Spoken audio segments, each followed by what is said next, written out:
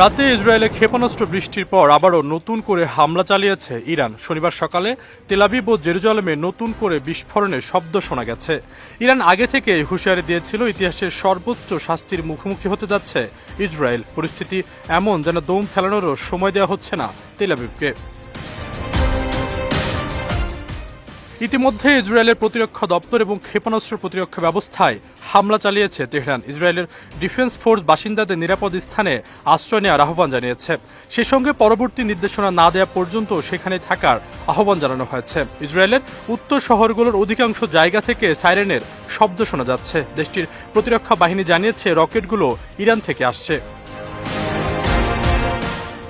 এদিকে পরমাণু ইস্যুতে আমেরিকার সঙ্গে আলোচনাকে অর্থহীন বলে আখ্যা দিয়েছে ইরান সরকার। ইরানে হামলার জন্য তারা ওয়াশিংটনের সমর্থনকে দায়ী করেছে। এর আগে শুক্রবার ইরানের সামরিক স্থাপনায় হামলা চালায় ইসরায়েল। এতে তেহরানের শীর্ষ জেনারেল সহ বেশ কয়েকজন মানুষ নিহত হয়। এরপরই ইরান প্রতিশোধ নিতে উঠে পড়ে লাগে।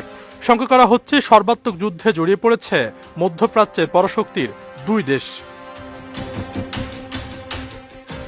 1979 সালের ইসলামিক বিপ্লবের আগ পর্যন্ত দুই দেশের মধ্যে সম্পর্ক ছিল বন্ধুত্বপূর্ণ। 1948 সালে যখন ইসরায়েল রাষ্ট্র প্রতিষ্ঠিত হয় তখন দেশটিকে প্রথম স্বীকৃতি দিয়েছিল ইরান। প্রতিষ্ঠানের ওই সময়ে আরব রাষ্ট্রগুলোর সঙ্গে বৈরিতায় টিকে থাকতে ইরানকে বন্ধু হিসাবে গ্রহণ করে ইসরায়েল। একইভাবে আরব রাষ্ট্রগুলোর সঙ্গে বৈরিতা মোকাবেলা করতে ইসরায়েলকে সঙ্গে চেয়েছিল ইরান।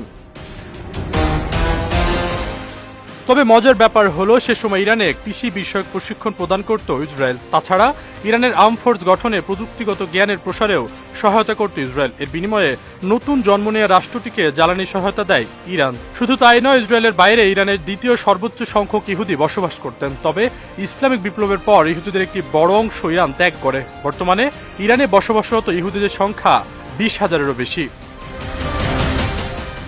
আশরাফুল ইসলাম, বিজয় টিভি, নিউজ ডেস্ক।